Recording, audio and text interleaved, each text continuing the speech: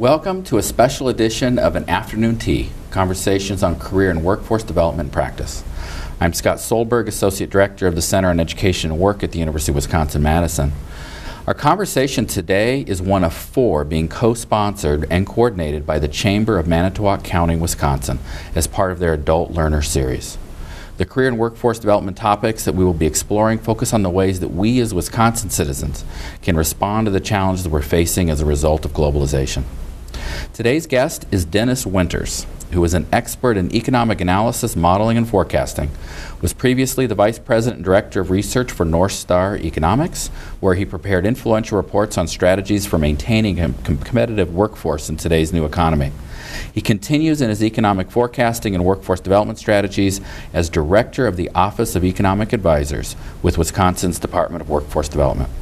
The title of today's conversation is Knowledge is Power: Employment and Education Trends in Wisconsin's Changing Economy. Dennis, welcome to this special edition of our conversation series. Thanks, Scott. To begin, could you tell us a little bit about what your role is as an economic advisor? What does that mean exactly? I head up the Office of Economic Advisors, the Department of Workforce Development, and what we do there is keep the Secretary, the Governor, the Legislature, the public, the press involved and informed on what is going on in Wisconsin's workforce and how it ties and interrelates with what's going on in the economy. Okay, great. And generating a lot of reports that are also available publicly. We generate papers, reports, a lot of data. Okay. Well, there's a couple of background topics that I think are going to help us all understand the context of career and workforce development. Maybe if you could explain, I'm hoping in everyday language, what is the difference between this old economy and new economy? You've written on this a lot, and just help us kind of get those two groups together. Well, as we view the old economy, it's one I think most of us can relate to. You had some resources in the area. You might be able to see them: the timber, the crops, the ore in the mine, and it came through, and you took it out, you turned it into product. Hopefully, some great economies of scale and some technology, and then depending on and it didn't require, say, a lot of broad intelligence because it was very much a physical type economy, and hands-on economy. Hands-on, right? And then the quality of life was just kind of an afterthought. I mean, if you ended up, in a place like Madison, great. Or some of the other fine areas we got around the state, perfect. Quality of life came with it. If you ended up in some, not so nice areas, you had to have the job. And in those cases, it was a lot of you went where the job was. And you may uproot the whole family, to find out, to go to where the job was. And that was easier if you only had, one spouse working, for one thing. And you could if take the job you were in was stable.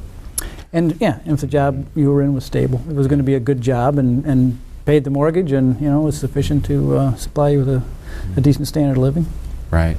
And then how is the new economy different? You mentioned basically a wider range of skill sets are needed to be competitive now. Right. As I say, the new economy, the new raw material is the gray matter between your ears, and in my case, not my hair, but the brain.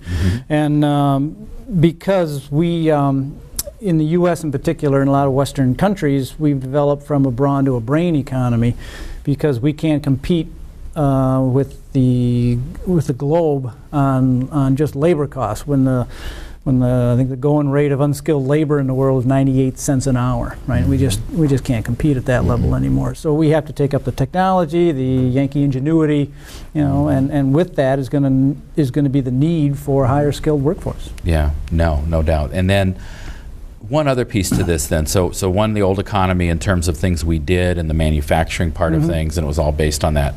Now we need a different economy based on not only the intellectual capabilities, but I assume some creativity, the ingenuity, all of the things that go with more of the social capital ideas of things. What about our state has been doing some innovative practices.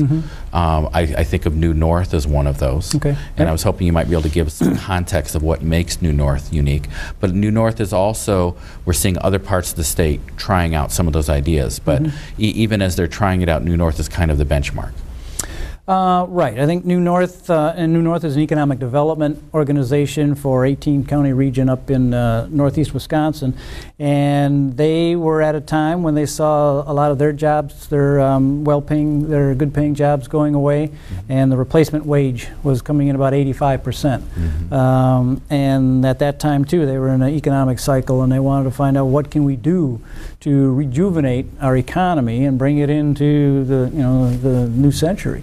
And what do we need to do? So a committed group, public-private partnership that came together and developed some economic strategies and are well on their way now at implementing many of them.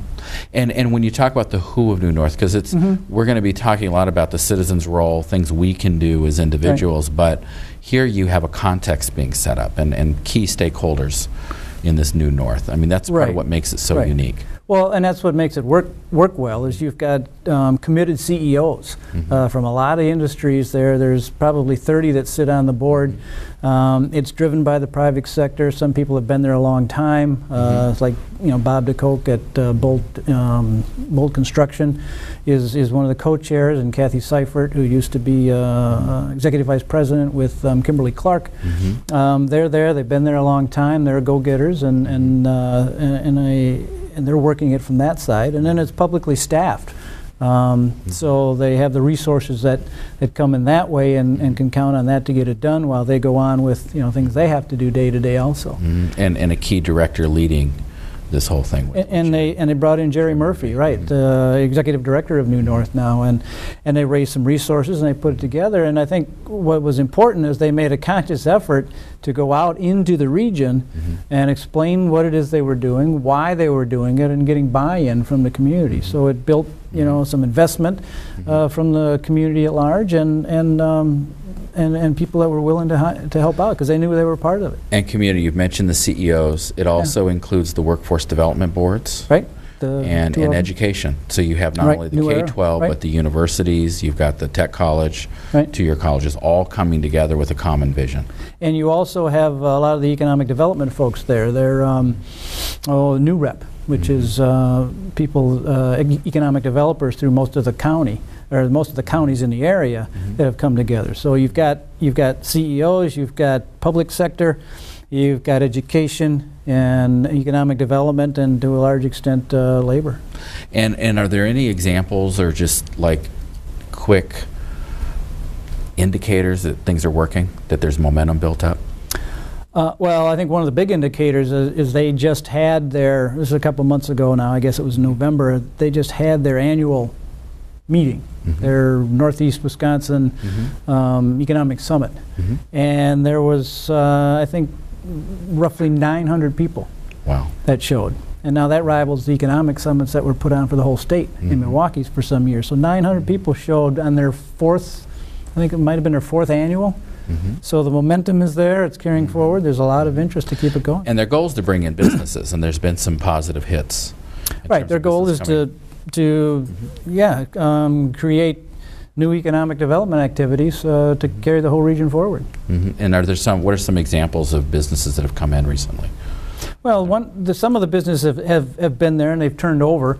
I mean, we've seen a lot of growth, for example, in Oshkosh Truck because of a lot of the defense money that's come in there. Bay Ship, Italian company, bought into Bay Ship, and they're going to put another $100 million of investment into an existing facility. So that's telling you they're serious about it, and they're going to upgrade this thing to bring it forward.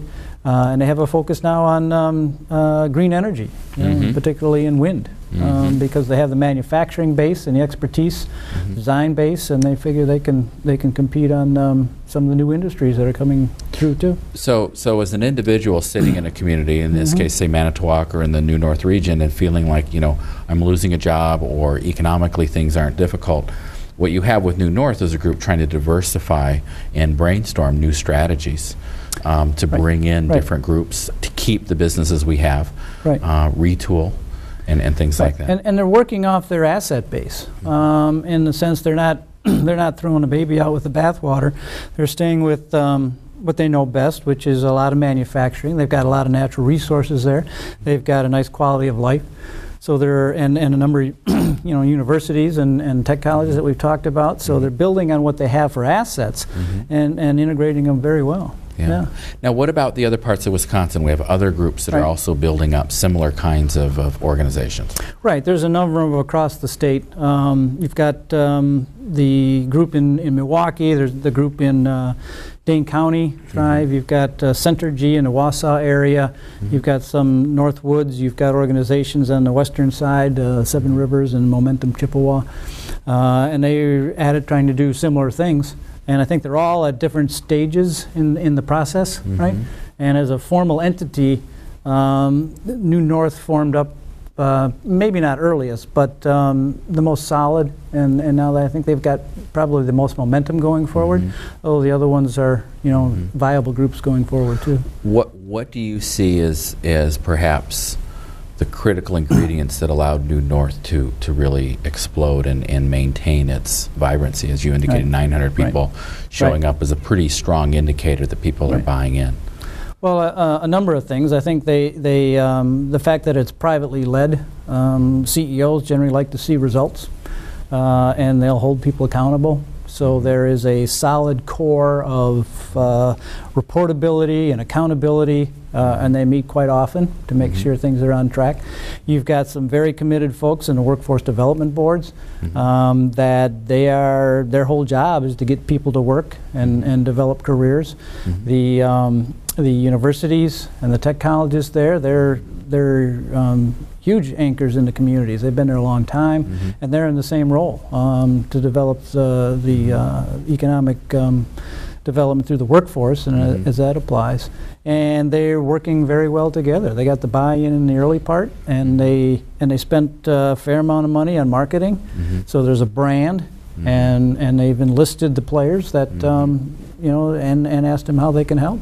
Yeah. So obviously the need for some capital and startup in the business community really led the charge. In making that happen. Right. It kicked off with funds from the private sector, and then was matched by some state money early on.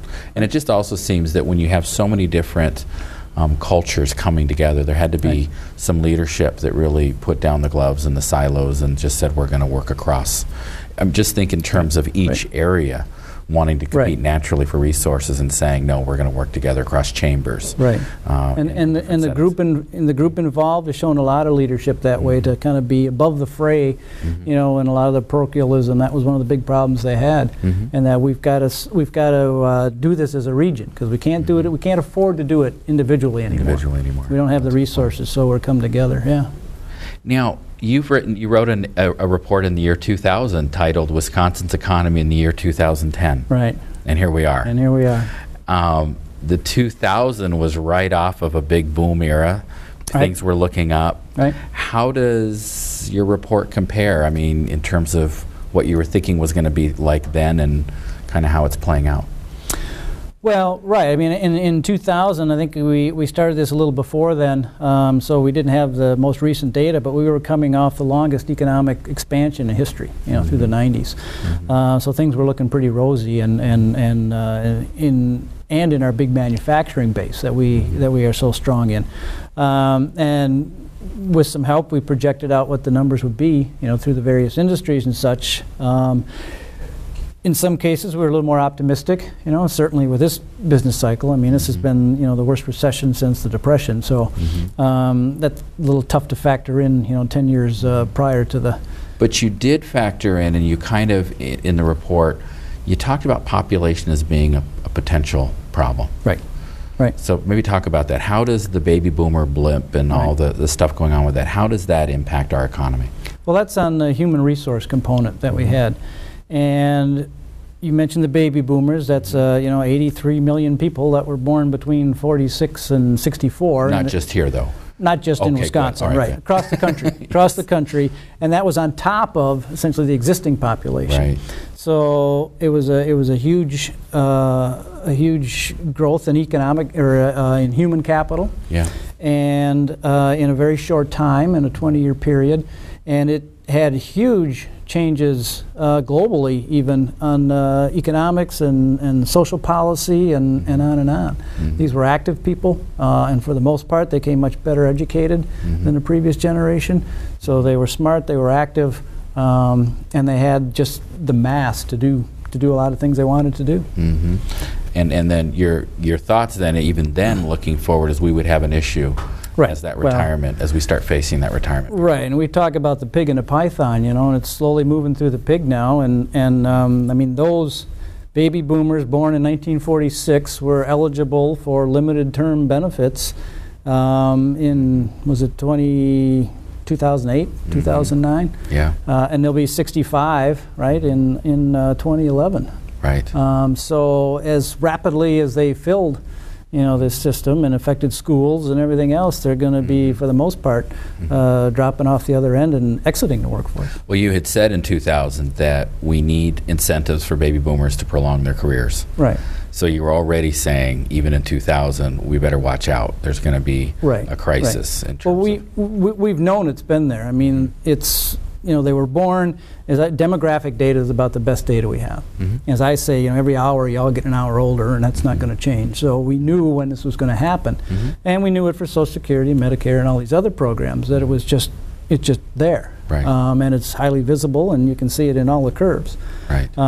So how do we keep these people in the workforce? Well, I was hoping we would have different incentives than an economic recession this bad to keep them in. But the focus of the talent, making it worth their while to stay in the workforce, either because it's enjoyable or they have some contribution to make. And some of them have to stay in because of income and benefits and things like that. And the new generation, the new 60s, the old 40s. So there's a little more vim and vigor in the senior population, and they want to stay involved. That's right. And there's a lot of intellectual capital just based on history, based on continuity. That they bring to the table, that once that's gone, you lose all of that within an organization. Right. There's the expertise, the experience, and just the historical knowledge, And we saw in those born, after 1940 or so, there was a large ramp up in the education attainment level, like 30 percentage points in the late 50s and early 60s. And that's pretty much flattened out since, and there's various reasons for that, I think. But you are going to be losing, that ratchet up of the intellectual talent in the workforce. I mean, hopefully we continue to make some educational attainment gains, but they won't be as rapid or stark. Now, one of the questions then, and let's get into that whole education piece then on that, because that was one of the other things you talked about, even in 2000. At that point, you were talking about the need to enhance employee training and the continuing ed. But now there's becoming a lot of emphasis on what percentage of our population has the 2-year and the 4-year degree. Right. And there's something that translates economically, and maybe you can talk about that. Right. Well, yeah, we use educational attainment as a proxy for skills, because we know how many in the population have a high school degree, less than that, a GED, etc., all the way up. So we use that data as a proxy for skill set. And we can see that. We know it by age group. We know how it's moving through. We know the earnings associated with that.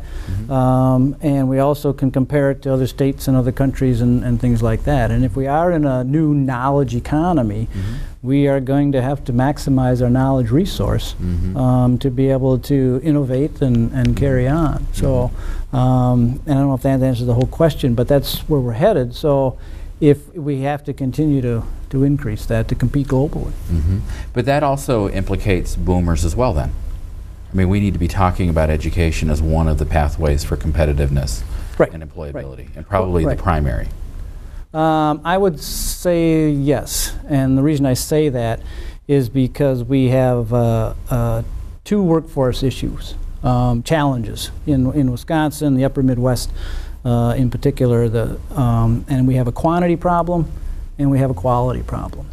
And when I talk about the quantity problem, with the baby boomers moving through and leaving the workforce, our population in Wisconsin continues to increase, but our workforce flattens out. And by 2030, 35, it may actually turn negative, because by then I'll be 80, 85 years old and probably not in the workforce, and I'm in the middle of that baby boom, so we're going to be losing a lot of more workers. people leaving than entering. Right, right. It gets about, and it's about the same at that point, but you know, if you're looking at precise numbers, we've got a projection that shows that by 2035 it'll actually be on the decline, because the birth rates obviously these days are a lot lower than they were for the baby boomers. About half. They've climbed up a little bit. So we've got that quantity piece, that there's just not going to be as many workers, and the growth in the workforce isn't going to be there. So unless you increase the productivity of each worker, I mean, your whole economy can flatten out.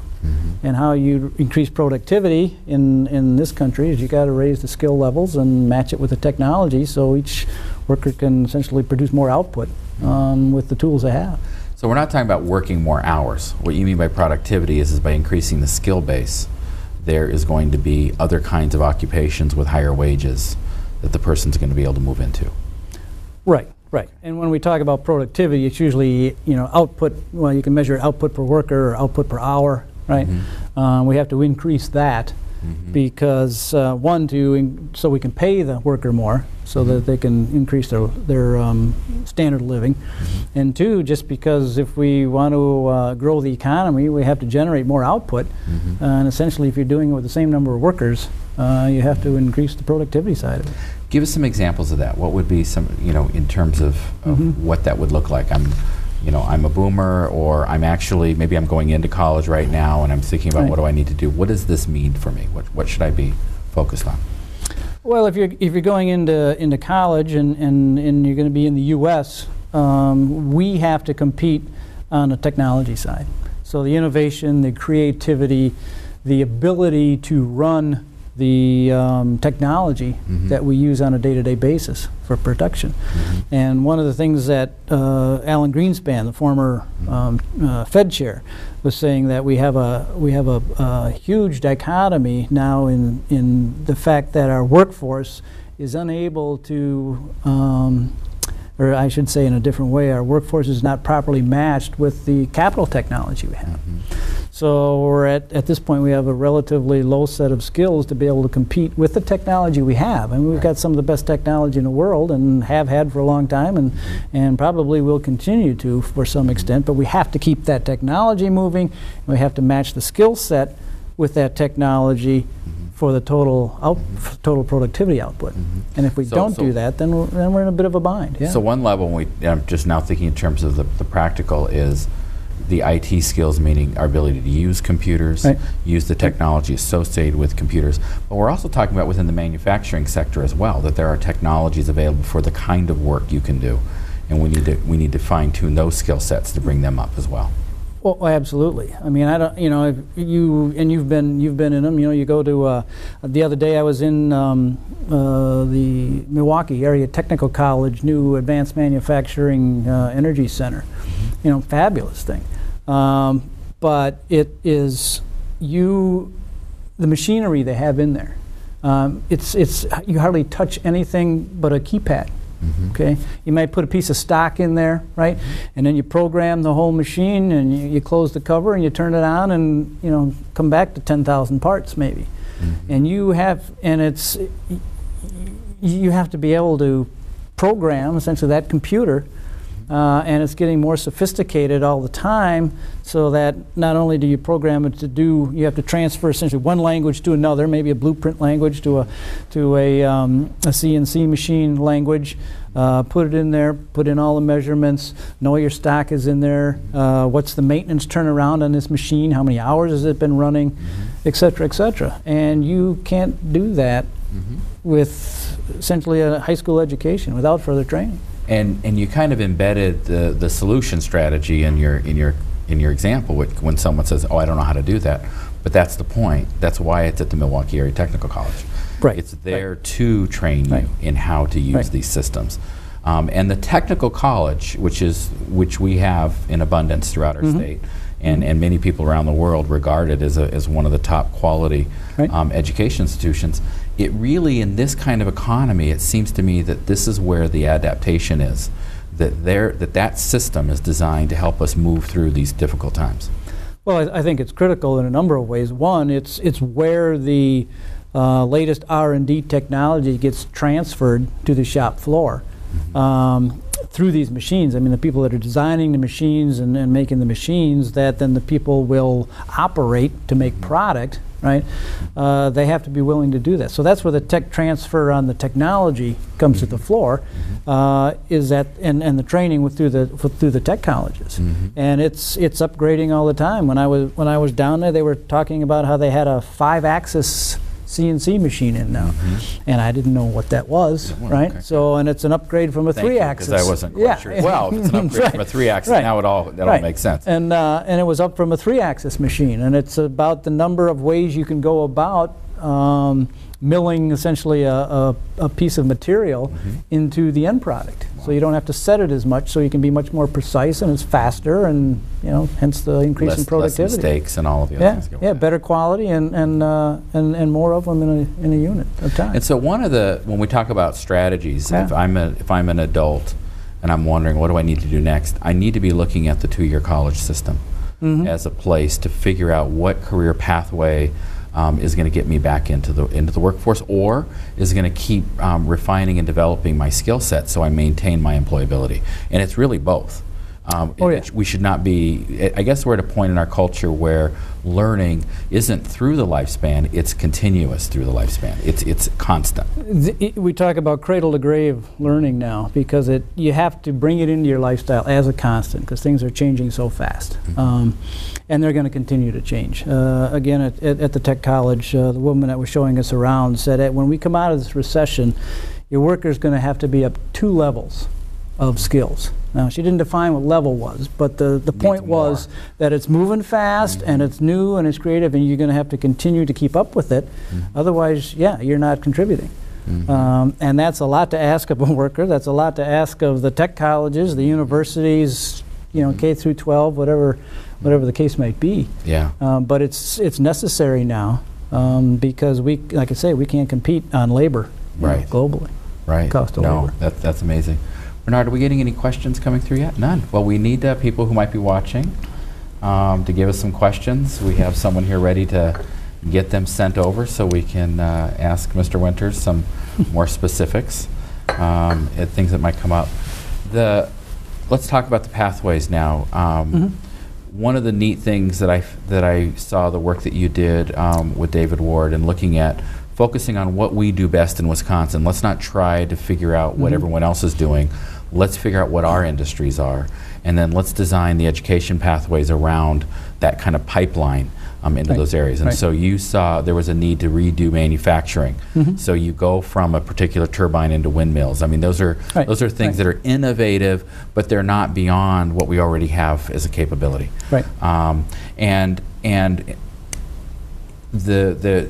In addition to that, we've also got these 79 pathways and such. And in our conversation earlier, you were talking about those as being something that we can start focusing on, and maybe you can talk about that. And I'm thinking through the lifespan again, someone who's saying, what do I want to do now?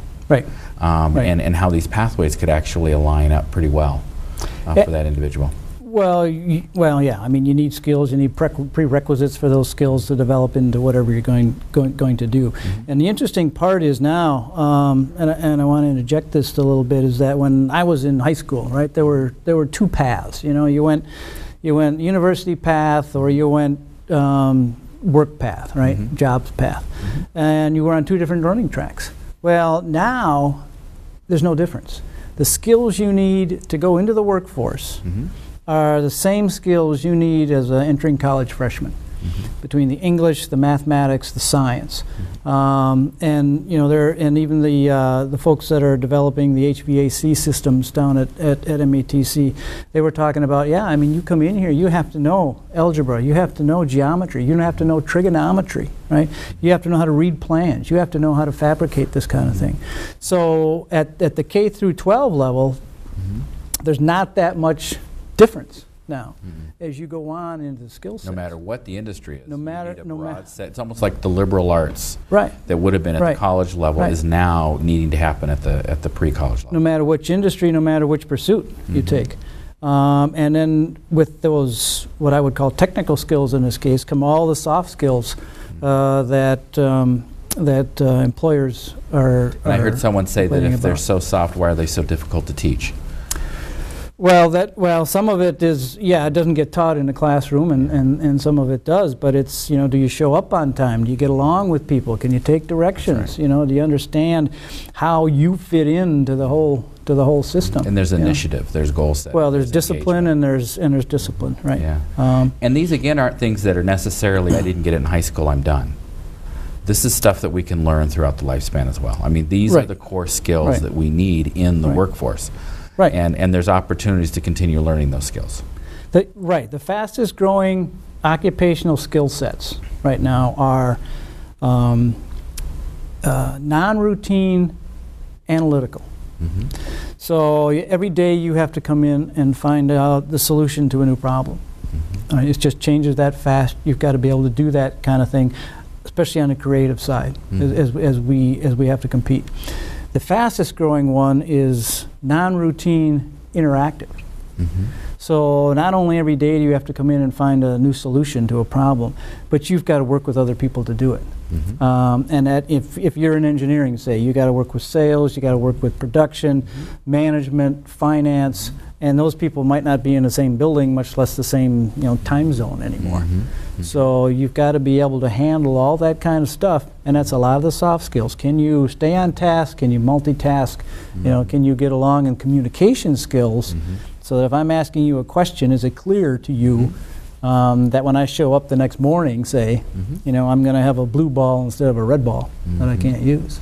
Well, and one of the things that you bring up that's critical, we talk about, you got to get along with people. You just described 4 different units of an organization that do not, if I'm an engineer in that conversation, they don't know what I know.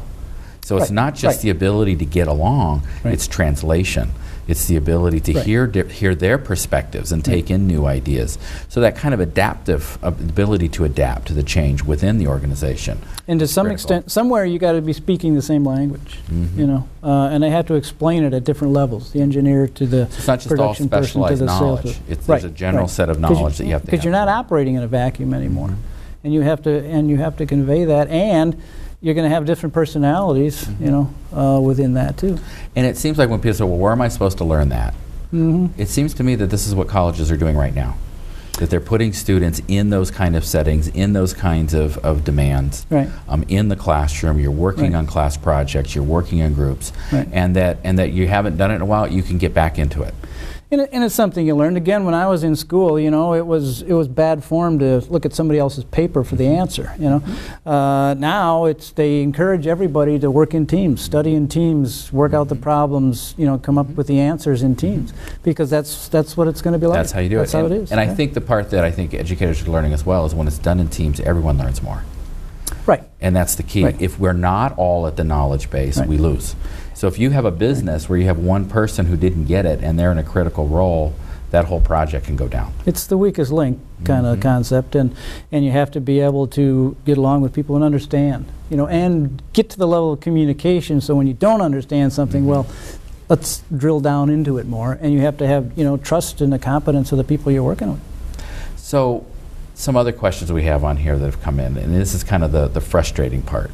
We have a beautiful place to live. Wisconsin's kind of gorgeous, especially on a day like this when the weather's getting nice and feels like winter may be gone for forever. I enjoy winter. So, yeah. Well, winters are fun too, but it's nice to get into the warmth. Yet we've got industries that are looking at other states as being more attractive.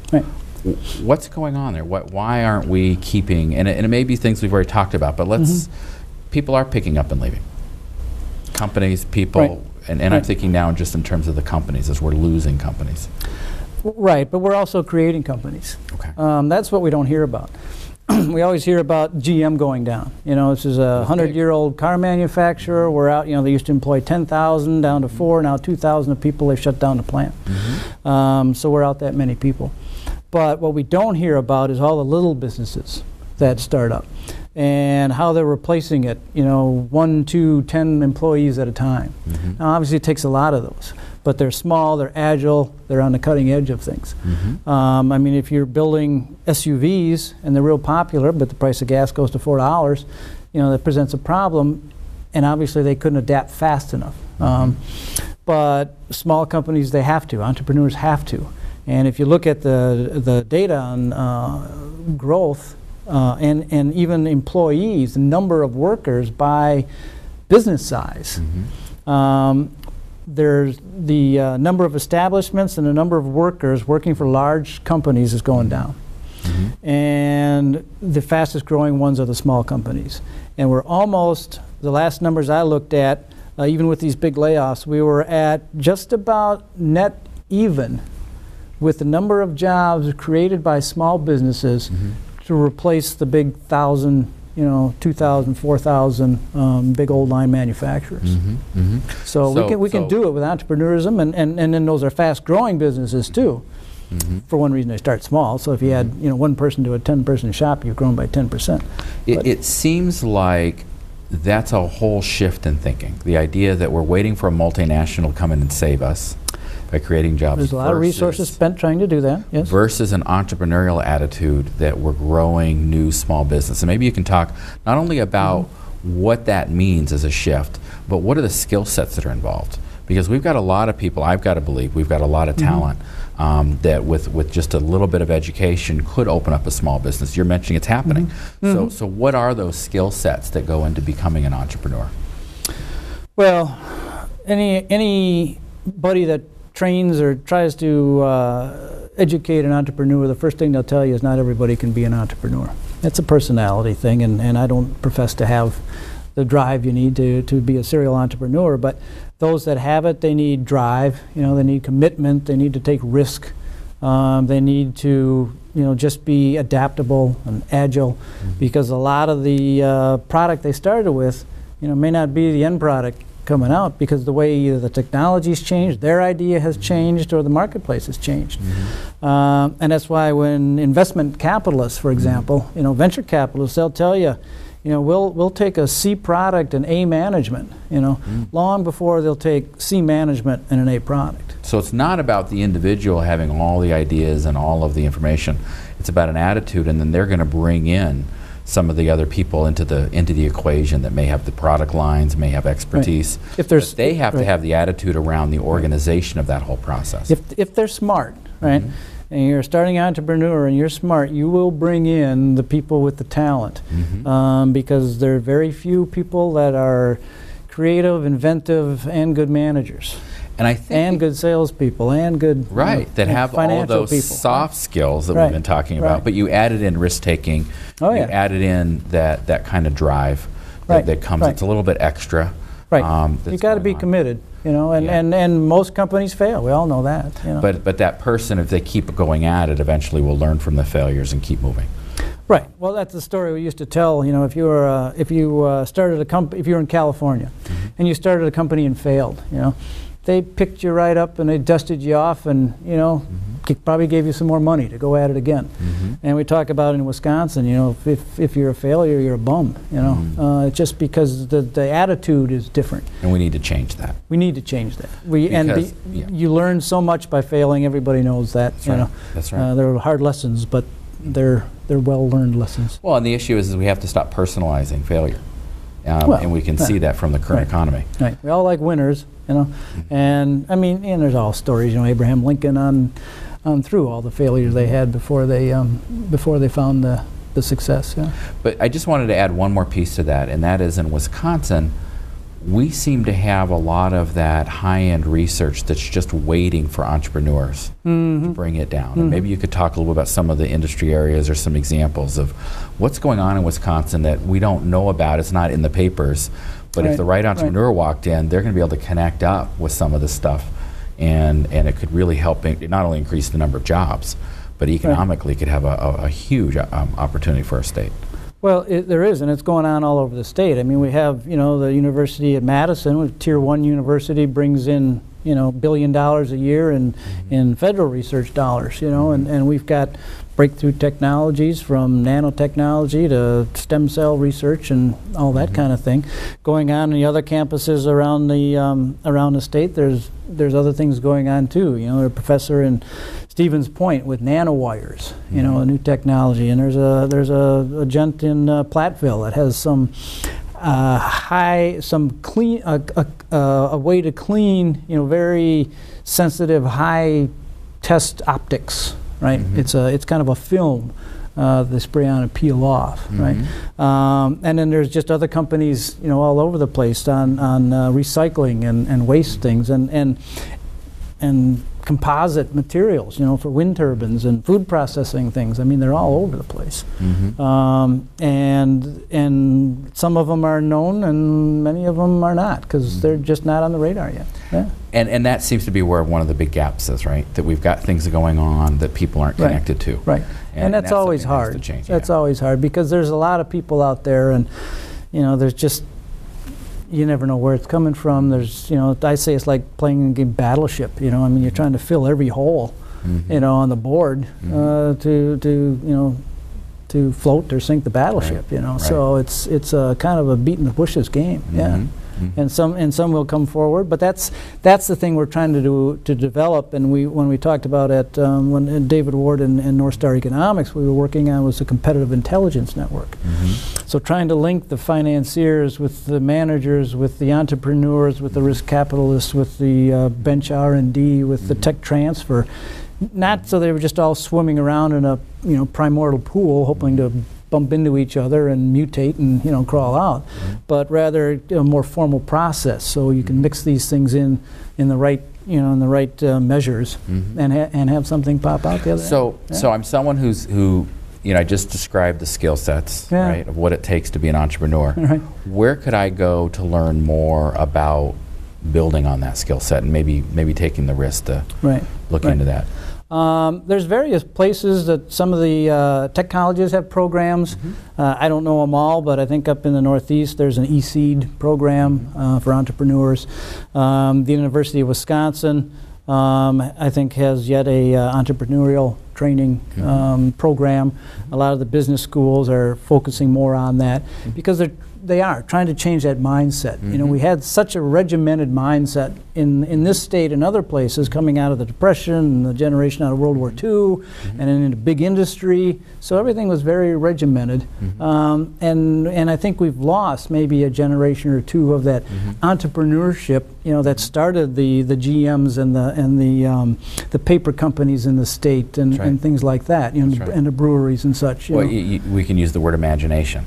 Imagination, and the ability to really think about what's possible and what we can do with things. I think we all have ideas. It's just we're kind of risk averse. We're kind of risk averse. I'm saying we're a little risk averse here compared to some other places. Well, the good news then is that there are lots of resources out there for people who are interested in learning more about this without having to take a leap of starting a company. There's courses, there's programs, there's support systems all through the state. Right. There's the Small Business Administration. There's the Small Business Development Corporation, the SBDC. There's in Wisconsin. There's the Wisconsin Entrepreneurs Network that's run here at the Extension. Excellent. Yeah. Awesome. And then there's, you know, the Wisconsin Innovation Network and the Wisconsin Angel Network. And once you get started looking, you're going to find a lot. There's a wealth of information, not to mention all the county extension folks that are there to help. Well, we do have a question from Linda Briggs Deneen, and she's wondering whether or not, as this whole loss of human capital occurs, are we going to stretch that 40-hour work week beyond limits? What's going to happen? You know, what's the impact is that going to have on our daily life? Well, that will be interesting, because that's not the answer we wanted. We wanted clarity. That said there's not going to be any change. There's federal laws, something in there. There will be a solution. Okay. You know, there will be a solution. Now, what it is, you know, if it's incentives, you know, that you get, you know, quadruple time for overtime, you know, to incentivize you to stay. Now that's sounding a little bit better. Right. Okay. Well, possibly. Or, you know, we will send you to training so that you know how to run this new technology we coming in to put it out. Right. Yeah. And that's the other part of this. I talked about the quantity side, but it's the quality side. If you don't have the talent, then you can't raise the productivity, you can't raise the standard of living, and you're facing an actual economic stagnation because there's no growth. Right. So that's mandatory, and with that comes the education and training we've been talking about, right. To keep up. It seems like before we begin saying we need to expand the week, we have to first look at our processes. Right. Are we working Right. as efficiently? Right. Are we working with the technology Right. tools to help make an easier time of the work that we're doing? And I put a lot of faith in Yankee ingenuity. We've always been very good at the creativity and the innovative part of it, you know, and I think there is a difference. When I look at that, I've heard that a person mentioned, the Apollo program, for example, was innovative, right? Went to the moon, where the space shuttle is creative, you know, just a new technology that, doing the same thing. That's so right. there's different ways of that, but each one has to advance. Yeah. Another question from Linda has to do with the impact then from the organizational structure. How are they adapting, and maybe even some best practice strategies? Do you see some organizations that are already adapting to this whole change, right, and the kind of the chaos? Of right. Well, if she could better define organization for us, that might help, and maybe she can follow up with that. But as far as an organization like industry, they get it. They know it's a talent. It's a global talent competition. So how are they responding then to that? Well, they're doing it in different ways. Some are hiring the talent. Some are growing their own talent, which is interesting. We all know Google now, and very innovative company, always have been. And one of the things I think that keeps them going is the way they look at things, because they wanted workers. They wanted talented workers. But they took it to the next level, what I consider, and they looked at, because we kind of talked about quality of life, in the new economy. People want a lifestyle now. They want to live here and do a job, as opposed to get a job and live wherever it took. So recognizing that, Google went out and said, where do you want to work? Right? It wasn't like we're going to locate in, wherever they've got places, now they're out looking for other places, but it wasn't, and that's what was set up because there's a talent, it's a nice place. They were like, where do you want to work? And it all boiled down, they did this thing with some of the workers, and it came to a place, I haven't been out there, the Dells, so the Dales in Oregon, the state of Oregon. People said it's a great place, so they located a facility there. I mean, who else is thinking that way? No. They're thinking production. No. Workers are still a cost, right, instead of the investment that they have to be to forward. Right. So that's just a whole other, approach to it, and an innovative. And I got a hunch if they keep thinking like that, they'll keep winning some of the battles. They'll keep bringing in the better workers, because it is competitive. Now, we've got examples of businesses that are growing talent by connecting with high schools. Right. And bringing things in. You've mentioned some. What are some of the examples of that? Because it seems to me that's another area if we had a growth industry, getting businesses connecting with our high schools, bringing in technologies and all, it's just a great opportunity. Well, I think again there's a public-private partnership. I mean, we're seeing the downside on the public side of an economic recession, and what we're trying to do with the resources we have. And so business can partner with education, for example, in the high schools, and in Brillion, a little town, east of Lake Winnebago, up in the northeast part of Wisconsin, north. Aaron's company built a facility, and as I understand it, I think it's Mike Sweeney that runs the program, and as I understand it, they give the students one direction, and it's you have to create the new prototype for Learjet. And that's it, and the class is oversubscribed. And they have to come in, they have to learn math, they have to learn geometry, part of it, they have to learn aerodynamics, they have to learn materials, because at the end they have to have a flying model. Now it's not going to be, some supersonic transport, but they have to get, a plane off the ground and have it fly. So they need internal combustion. They have to learn. They have to put it together. And the kids dig it, because every day they're working with stuff and working in teams and figuring this out and plotting it out and making it. And like I say, they don't have enough room, even with this nice new facility. And the parents are all over it. They're like, how do I get my kid into that class? So, and then Aaron's hires some kids right out of it. Right. They do that class and they're right into Yeah, it's Well, I think that one of the things that Wisconsin is known for is the apprenticeship program right. that goes on, and there isn't enough investment in it. I mean, it's a perfect solution that we need more businesses connected to. And it's the kind of thing that as they can see the skill base and as they can invest in the schools to build that skill base, it seems to me that that's one of the big issues we have. You've mentioned the population issues. Every 18 to 24-year-old who leaves the state is now a big loss. And we need to be looking at organizations that see itself as trying to attract in the next generation to stay within that local community. Right. And I talked about you have to, like, as people ask me which comes first, the chicken or the egg. Do you need the talent or do you need the job? There isn't a chicken and egg. You got to do them at the same time, because if you have all this talent and they have no job, they're going to leave. And if you have these jobs and no talent, they're going to go in search of the talent. So if you don't have them both, you end up with neither.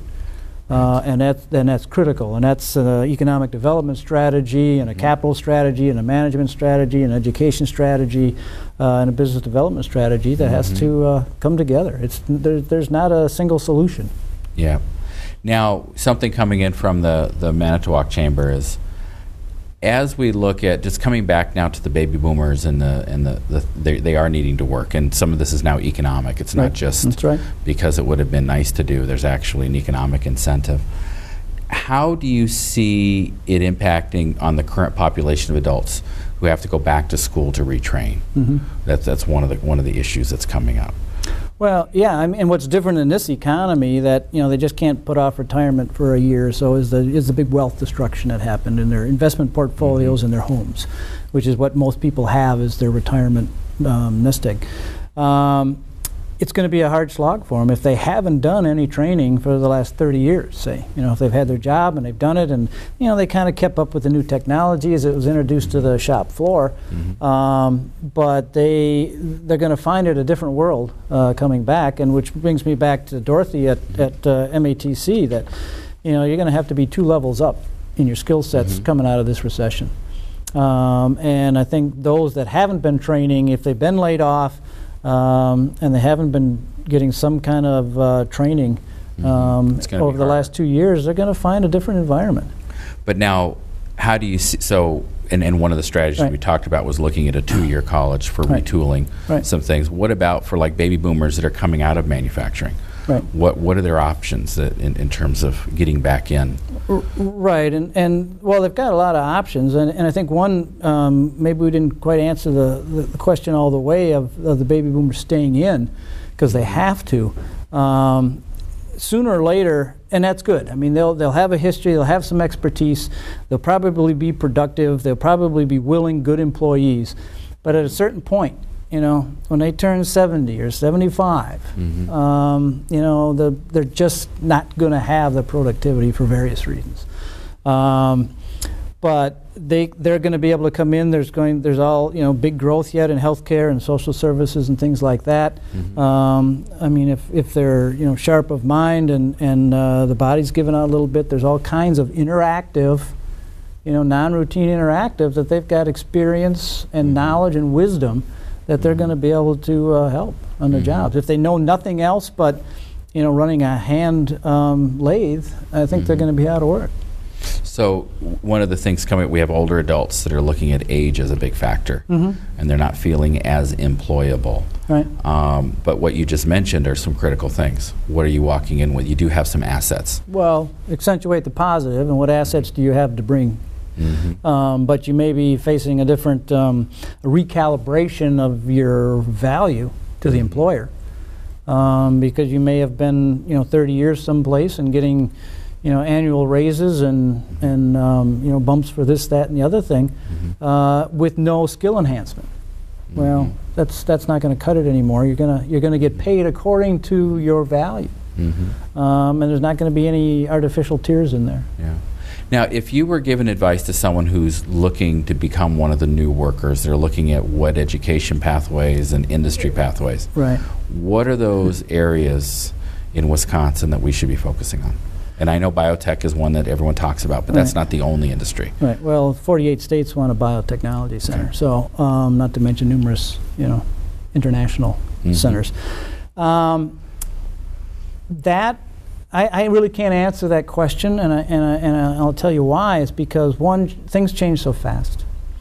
I don't want to put anybody into a job that has got great opportunities if it's going to be away, in 5 years. I mean, I use the example of a webmaster, right? I mean, that was going to be a hot job. It was going to be great. What a future! Well, 5 years later, there's no use for them. You got middle schoolers that are building websites and everything else. So, and the other thing is, and I know it's hard when you got bills to pay, but I don't like to give anybody advice to go into a job that they're going to regret getting up every morning. So finding something that's meaningful for you. Meaningful, and adapt your lifestyle to it instead of trying to adapt your job to your lifestyle. That might be a little tougher, but I would think, think out of the box, think creative, and keep exploring. Well, and that's the link between the career and workforce, that if you haven't done the career development and really understood what your unique skills, interests are, and that could be much more important in terms of defining a pathway than what's necessarily available in your backyard. And I mean, and there's ways there's all kinds of tests you can take to figure out what you do well. If you like working with your hands, right? Get the training that allows you to do that. I mean, I knew a guy got a PhD in chemistry because he liked to work with tools, and do hand stuff. It just, that gave him the opportunity to work in the lab to do that kind of thing, and then there's other people that all they want to do is teach, for example, so you have to get appropriate skills for that. So we've got a couple minutes left. I had another question in the sense of, for the economic success, it seems like we have three major stakeholders. We've got the citizens, we've got our businesses, and then we have our state and local governments. Okay. What should be the plan of action right now, given the situation we're in, but also this is an example of what we're going to be facing for a long period of time? So what are the roles and responsibilities of each of those groups? What should we be doing as a citizen? I would say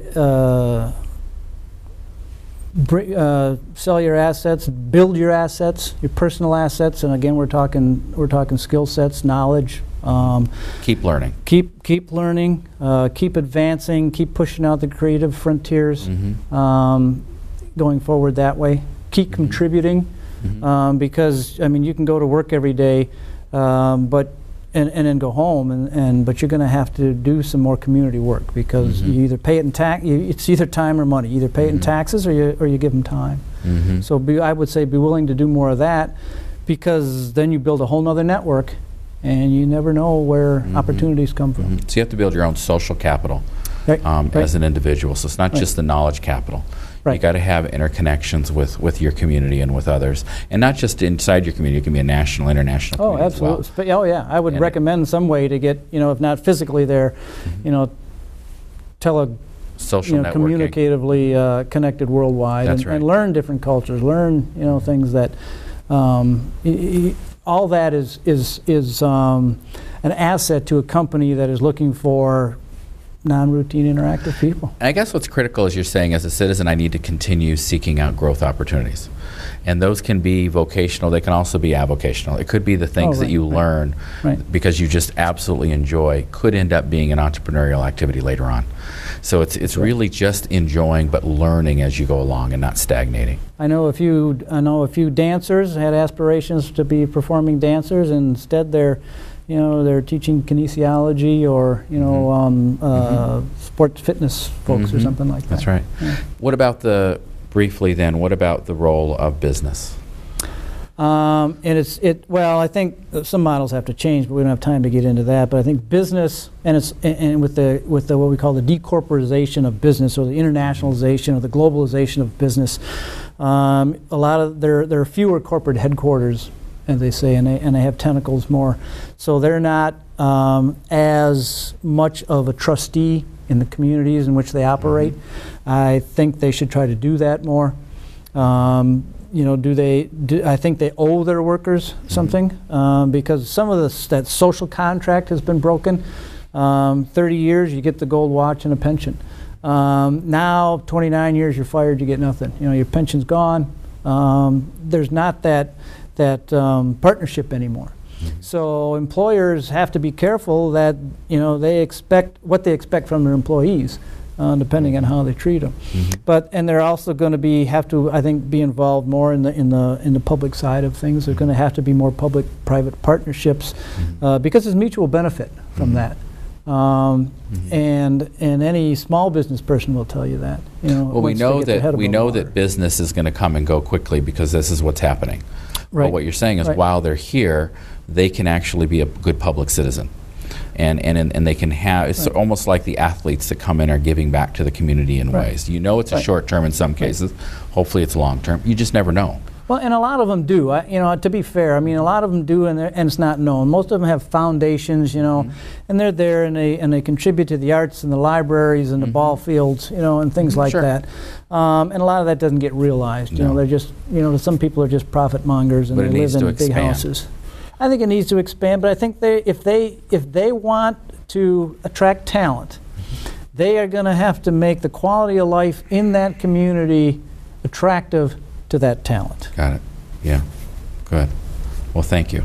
This has been great. You're welcome. Thank you. Well, this has been a special edition of An Afternoon Tea, our conversations on career and workforce development practice, which was co-sponsored and coordinated by the Center on Education and Work at the University of Wisconsin-Madison and the Chamber of Manitowoc County as part of their Adult Learner Series. To find out more about the Adult Learner Series, go to the Chamber of Manitowoc at manitowocchamber.com. That's one word. MANITOWOC chamber.com.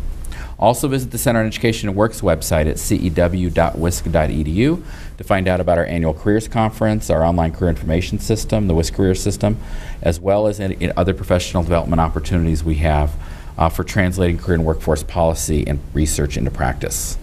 Also, information on how to view other afternoon tea conversations we've had will be on the site. I also want to recognize a number of people who have been involved in bringing this conversation to you, including Linda Fitch at Lakeshore Technical College, Susan Speth at UW Extension, Bernard Sue from the Center on Education and Work. Thank you, as always, to the Pyle Center and UW Extension for their facility and the technology support in putting together a quality production.